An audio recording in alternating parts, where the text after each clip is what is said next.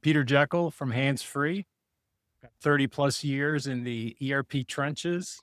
Started off at Price Waterhouse implementing Mapix and have implemented, sold, and fixed a wide variety of ERP packages. And I guess big Discover fan for what, 3, 4 years now? I lost track of time. Brilliant. So, what we will discuss in this session is really the kind of the art of discovery. We know that delivering business applications projects is not the easiest thing in the world as a customer and also a partner in this ecosystem. And and really, what we want to discuss today is how do we make that process better, easier, more streamlined, but ultimately de-risk it. So when we talk about discovery, in my simple mind of being in this ecosystem, similar length of time to you, Peter, in terms of selling, implementing, deploying business applications. I won't disclose how old I am, but so we ran the track a few times. But ultimately, when we use the word discovery in the world of biz apps, I think we talk about understanding the customer's needs and requirements, and that's us as a supplier, but also the customer understanding their own needs and their own requirements for what they're trying to do when putting in a system, understanding the investment requirement, and then having a clear understanding of the scope that we're going to deliver in this project. So that's at summary level what I think discovery is. Anything you'd like to add to that, Peter? Oh, no. When you first introduced the topic to me, I was immediately intrigued by what you said you had built. And then when I saw it at the time, I never thought I would sell ERP without that tool again. So I got it right away. And yes, we've got tools, but also the actual process, even without the tooling, it's important. So what I thought we'd do is as we go into kind of the next 25 minutes, I've got some discussion topics that we can have. And if any of the audience wants to ask questions, feel free to throw them in as well.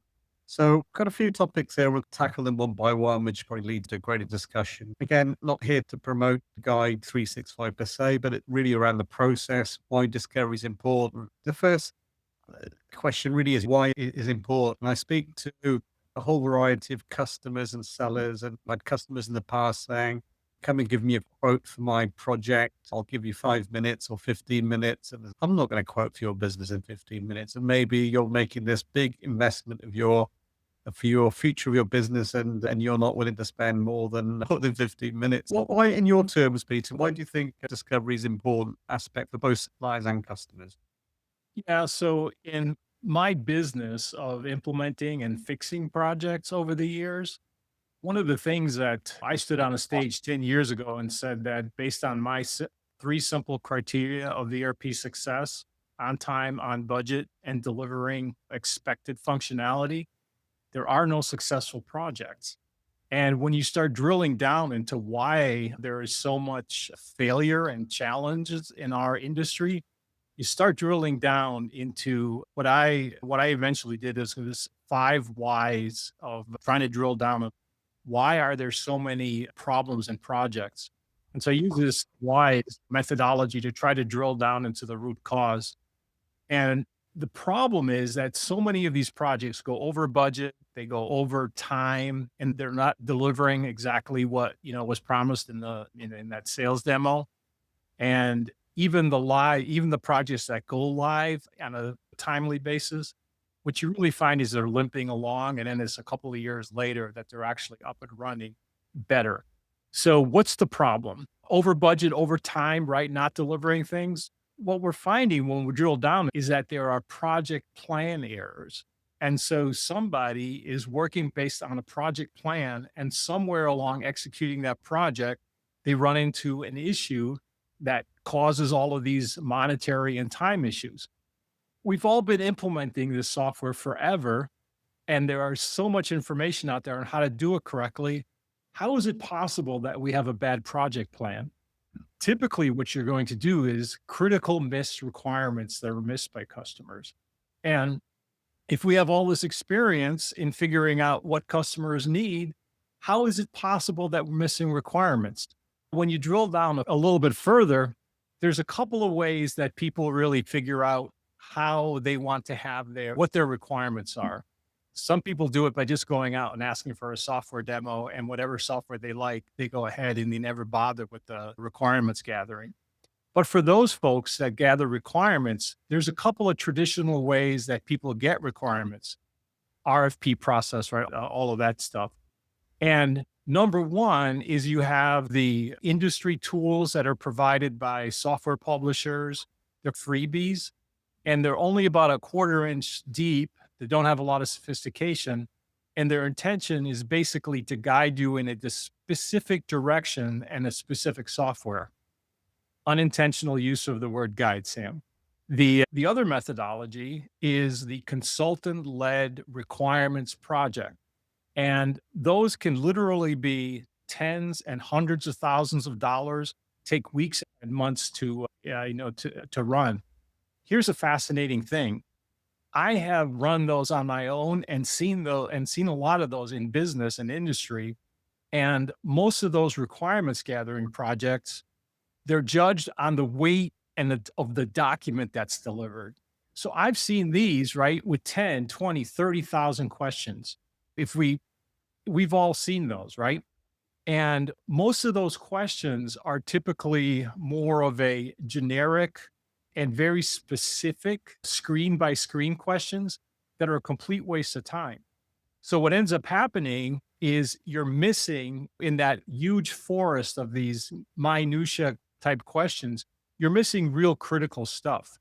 And then the other things that we find is that a lot of those surveys are being administered by the lowest person on the totem pole. Your junior consultants are being sent out with the long checklists and they're just answering yes or no.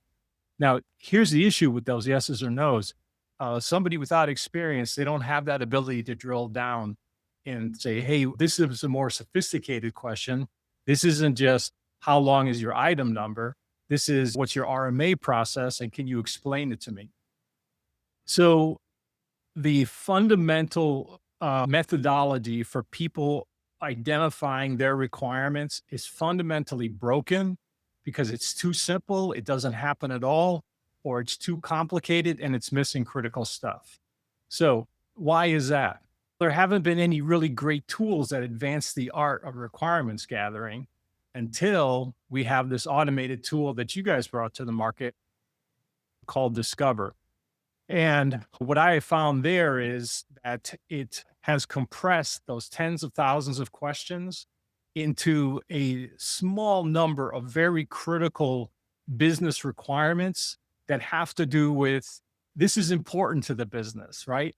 We're not trying to identify how many questions can we ask to deliver this huge document.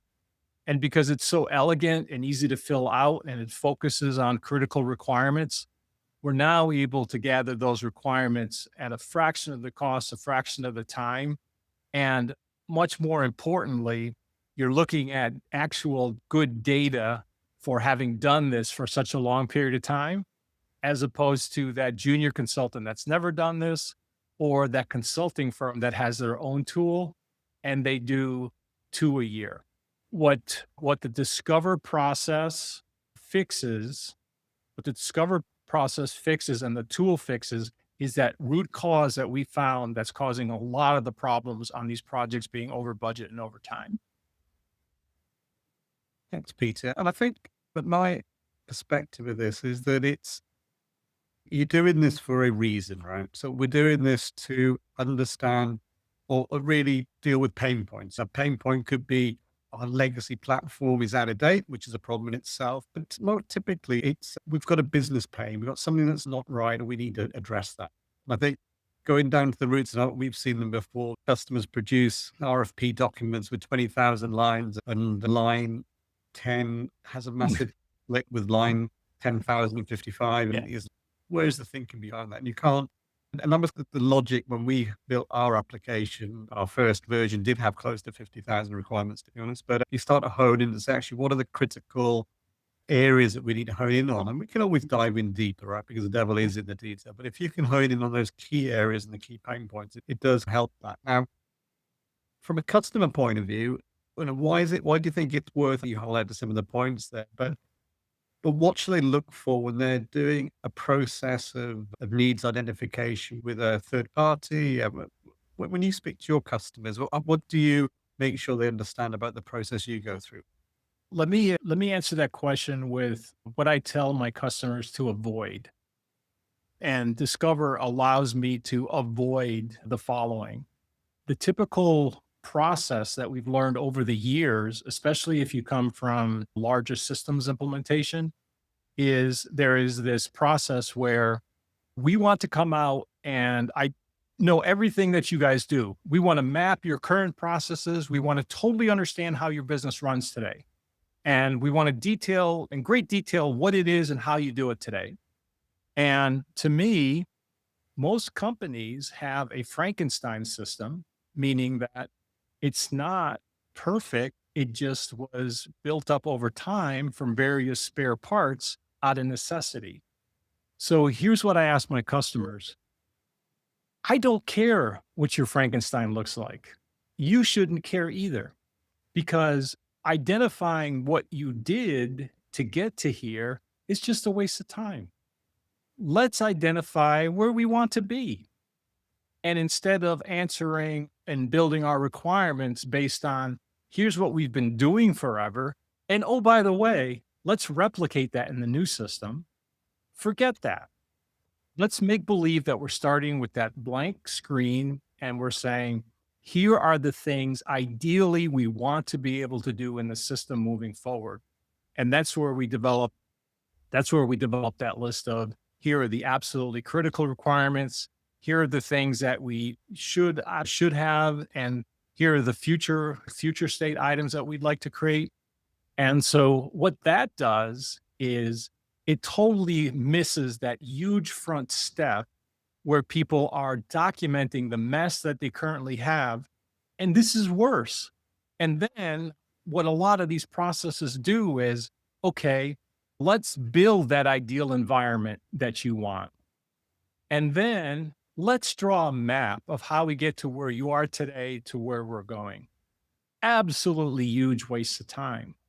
If we can get directly and quickly to that, here's where we want to be, and try to get people to put that older process in the rearview mirror, it's a much better use of time. And the tools, that whole discover process starts with that vision instead of a bunch of diagramming the Frankenstein. Yeah, so really focus on the needs as opposed to the as is where we are today. Yeah. A lot of consulting firms, you probably made a lot of money in the past by doing that sort of process. I confess, which is why I've evolved to the point where I can say, look, here's how we wasted a bunch of time and money. For And sure. here's a much better way of doing it.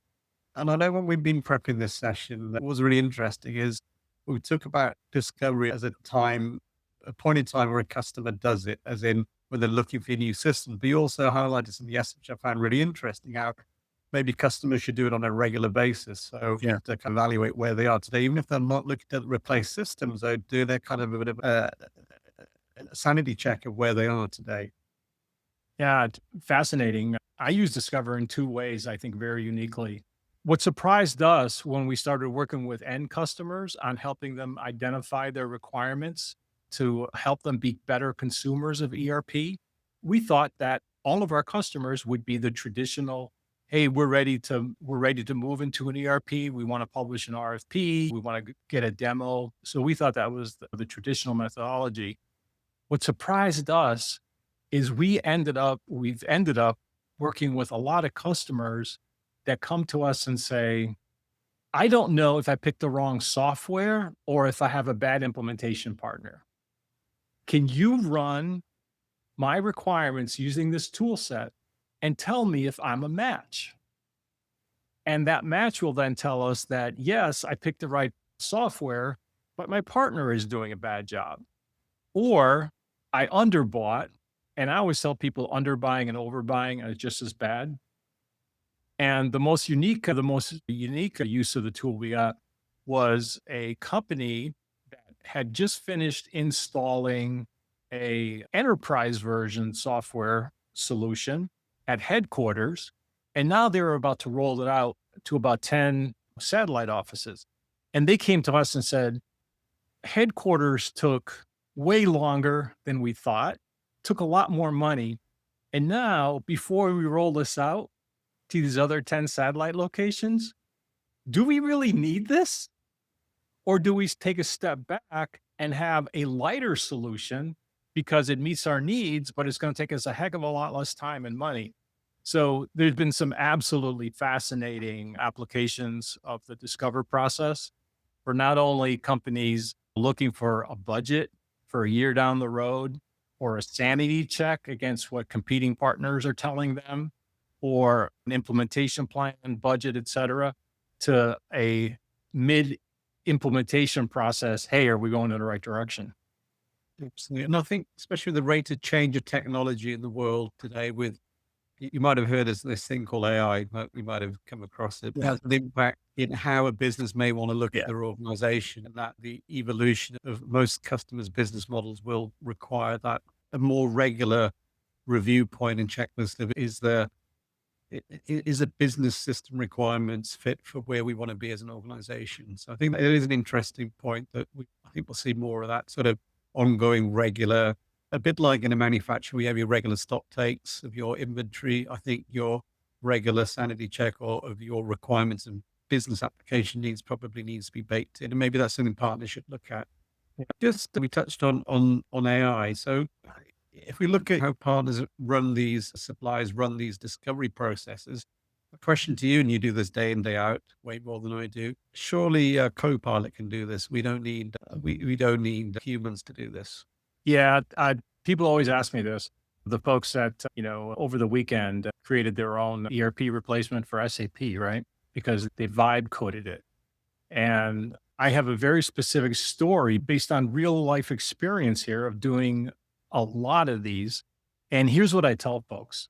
Let's imagine for a second, we break Discover down into two pieces, two critical pieces of information that you as a customer have to have. Number one is the gap fit. How do your application requirements match different ERP solutions? So let's assume for a second, and this is a huge assumption, that you know how to create a list of requirements. Whenever I see companies create their own list of requirements, they're ridiculous. They're like 10 things from 10 different people in the company, and everybody has easy to use, right? Okay. That's not a set of requirements. That's a wish list, right? So the first thing is, how are you going to build that great list of things that you need to identify? Discover has that. The second thing is, when you're analyzing those requirements against what various software products are able to do, and you use Google or you use one of these AI tools, what are you going to get? You're probably you get an answer, not the answer, because all of these tools are intended to go find the first answer that looks good to them and return that to you. Most likely, what you're going to get is a bunch of sales and marketing stuff because the vast amount of information floating around on the internet that an AI tool or Google picks up are the sales and marketing blogs and information where everything works. So that's the major downfall for on the requirement side. And the second part where the Discover tool brilliantly allows you to estimate the required time and resources to implement something, that information is not available anywhere. So you can Google and you can AI until the machine blows up, but you can't find it. So to me, in a lot of cases, that second bit of data is at least 50% of the weight and importance for somebody, and you can't even find it. So the first one is sketchy at best. The second one is impossible. So good luck vibe coding this on the weekend and replacing it. And I think just going back to, I guess, the other, how should a partner run a good discovery process? And I think our tool, and then we'll touch on your platform, but it's a way of capturing information, but it's still, and we get this from partners a lot in saying, if three of us in the deal are all competing, we're all using the platform, how do I differentiate? Right. Yeah. And I said, capturing the requirements is one aspect. Is how do you analyze that data? How do you then advise the customer on, do you really need this requirement? Is it really going to impact you upon your major priorities? Is it something you could move to a phase two? Is it you've got this requirement that's probably a gapping in the target solution you're looking to deploy? Is it super important to you? And that's where I think the partner's expertise, their industry experience, that's where they've got to shine, right? And that's Yeah. where three or four partners competing can have a differentiator, even they're using our tooling. Yeah. I'm going to give you a couple of my, couple of what I think are unique ways that I've used the platform by using it so many times. And so I've stumbled on some things. So the first thing I do is I try to introduce people to the platform as quickly as possible because it does differentiate you from a level of professional being able to do something better than somebody that's just pulling out their notepad to answer questions. But what I do is I do the following is I present the list of questions in your typical business area format initially. Here are questions about financials, here are questions about inventory, et cetera. And what I tell people is look, instead of being overly worried about the answers and building a huge team to come in and every bunch of inventory guys answer the inventory questions, et cetera, say find your two or three folks. Every company has these that kind of know everything, right? Everybody knows those folks in the company. Try to get through that first set of questions as rapidly as possible. Just your first gut instinct, answer those questions and get those answers in there as quickly as possible. The vast amount of time, 99% of those questions will be right the first time around. There's going to be questions they don't understand and they're going to leave those blank. But here's the first tip. You can come back and create expertise by walking them through those questions they didn't know how to answer. So now they either didn't know what the question meant, or they didn't know how the question impacted them in their business. It's a super opportunity for you to show how expert you are in that industry and in ERP functionality. Second thing I do is say, okay, we've got them all answered. Now here's what we're going to do. We're going to flip them into business process view. And now all of those questions, requirements are going to be jumbled. Instead of being in a functional area, they're not going to follow a business process the way a modern cloud-based ERP thinks of following steps to complete a business process. Now go back with some folks in that business areas and now take a look at those questions that you answered in context of a business process flow. And what I find is that because now you're starting to cross functional areas for a business process, people develop knowledge they didn't have before. They have empathy. Oh my God, I didn't realize I was doing this and that was causing you problems down here. So it creates this learning environment out of the chute that switching from those two methodologies for looking at questions adds to the process. Then after that second pass, you have to have somebody analyze the data that has some experience. Because Sam, you said it, I use this term all the time, the devil's in the details. I have seen application gap fits where there was one application that off the shelf 60%, the other application 90%. And people say, look, it's a clear winner over here. I said, yes, probably. But let's take a look at what that 40% ISV solutions are and if they're critical for you. And it turns out they weren't. And so now a customer, by being able to drill into that level, they were able to come back and say, yes, we can do this solution because it's going to save us a tremendous amount of time and money. And then the last thing I tell everybody is, look, there is always a difference between things that you're able to answer in a questionnaire and what an experienced person sees when they look at your inventory or walk your shop floor. So at that point, hopefully what you've done is you've developed the trust to allow them to have you on site. Take a look at their inventory, right? take a look at their processes, walk a shop floor if it's manufacturing. And now all of a sudden, there's going to be some critical things that can never be captured in the same way. And now you've got a totally different relationship with the customer because you've added this tremendous amount of knowledge and capability to the process. So you become that trusted advisor, right? Not just a salesperson. So now, Preet, I think we're at the end of the time slots. I really appreciate your insights, discovery process for any of their business application needs in terms of how Peter goes about it. There's the details for hands-free. Appreciate the time. You have a great day.